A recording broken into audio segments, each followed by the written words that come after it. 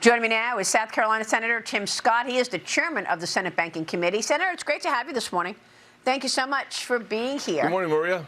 Good to be with you. And should we expect a full Senate vote and a confirmation the week of May 11th? Absolutely. We should certainly expect it within the first 2 weeks that we're back in May. It's great news for the American people. We're finally going to have a Fed that's independent, focusing more on interest rates than they are on politics and climate change. So it's refreshing to see Kevin Warsh come in and take over at the Fed. We're excited about that. Yeah, so what do you want his priorities to be? I mean, this morning we've been talking about the state of the economy, Senator. And, you know, even with this war and the spike in oil, you've got this economy chugging along. Scott Bessent told me a couple of weeks ago he would still expect 2% plus economic growth. Jay Powell yesterday said consumer spending is staying strong. What strikes you most right now about the economic backdrop, the macro story? Well, I think we have a very healthy economy because of President Trump. We have to look back at the Biden years and remember 9% inflation, interest rates went in the same direction. The great news is the last 15, 16 months, President Trump has pulled a miracle.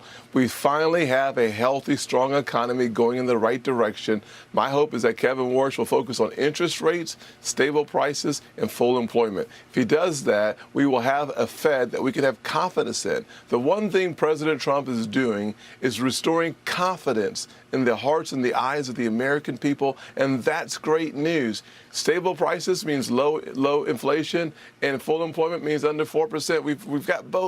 We're going to see both happen again. That's great news. We're getting closer and closer every day on inflation, and we have a strong economy.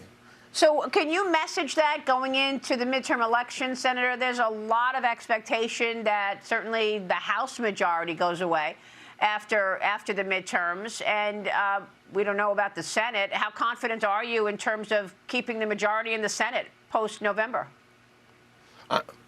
Well, as the chairman of the re-election committee for the Senate, I'm very confident that we have the right players and the right plays being called. The players we've recruited are fantastic. The plays being called by President Trump are strong. Inflation is going to continue to come down. Gas prices are going to drop precipitously. That gives us a great fall. We're going to keep the majority in the Senate. I believe that the naysayers might just be wrong in the House. There's a good chance we can keep the House as well. We just need to make sure that we focus on the American people. That means focusing on affordability. As we do so, things will get better and confidence will increase. Yeah, it's a good point to make, because I think once people understand what you all have been doing in the Senate, in the House, and in obviously the executive office, you get an understanding of how your policy decisions affect people. I mean, look at crypto this morning. I want to ask you about policy decisions on digital assets, because North Carolina Senator Tom Tillis is now signaling that the long-stalled Clarity Act is ready to move forward, suggesting that it is going to be headed toward a markup soon. Senator, what are your expectations? Well, we're in the red zone if you like football. This is the best time of the game. It's going really well. Tillis and a couple of other votes on the Senate, on the Republican side, on board now. I just want to have 13 of 13 Republicans. That makes it easier for us to have a bipartisan markup in May, is my hope, and then we'll get this thing to the floor of the Senate June or July, and hopefully that means the average person in the country will be able to keep more of their money in their pocket, because the speed of commerce will get faster, better, and even less expensive. This is really good news for single moms like the one that raised me, because President Trump said it best. America will be the crypto capital of the world. Democratization coming your way. All right, so you think the Clarity Act gets to the president's desk sometime this summer then? Yes, I do.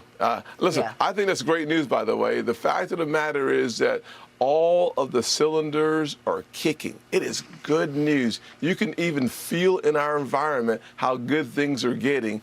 Gas prices continue to come down, which means that your groceries will come down a little bit as well. We've got a lot of good signs in the economy. We just need to continue to execute and have confidence in the choices the American people have made by making President Trump their president and keeping majorities, Republican majorities, in both the House and the Senate.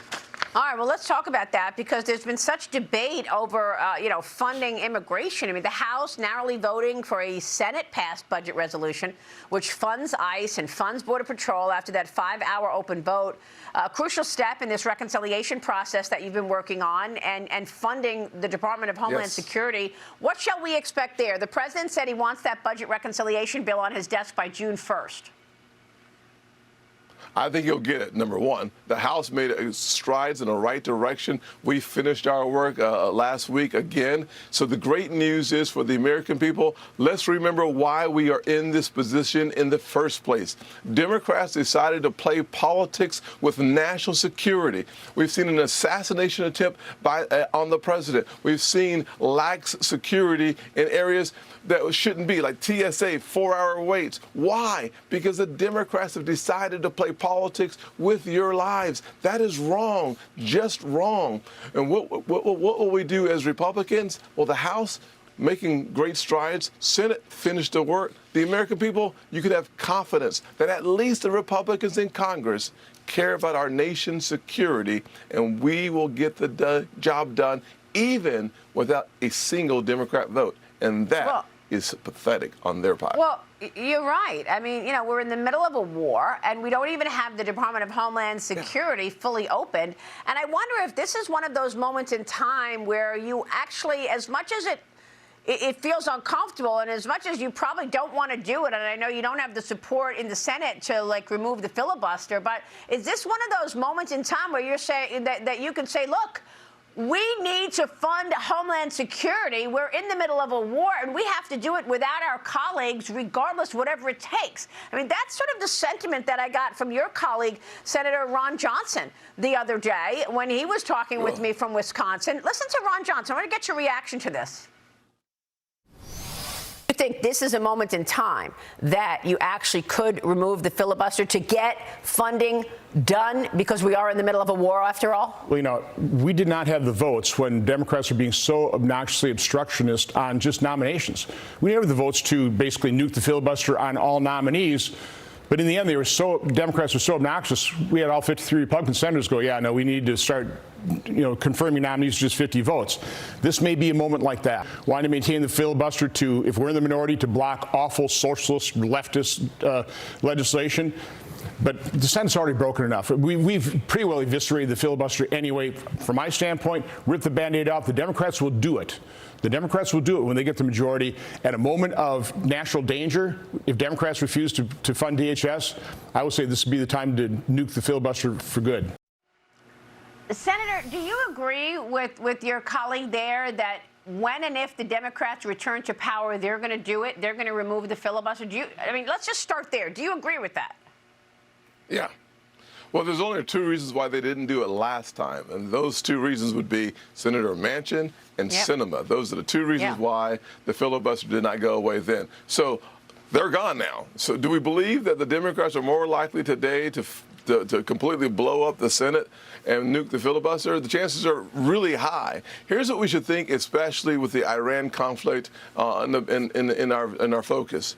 We should think about whatever it takes to protect America and Americans. Get it done. There's no excuse, Republican or Democrat, for not taking care of our national security. You read our Constitution, Article 1, Section 8, the enumerated powers, it comes down to just a couple things.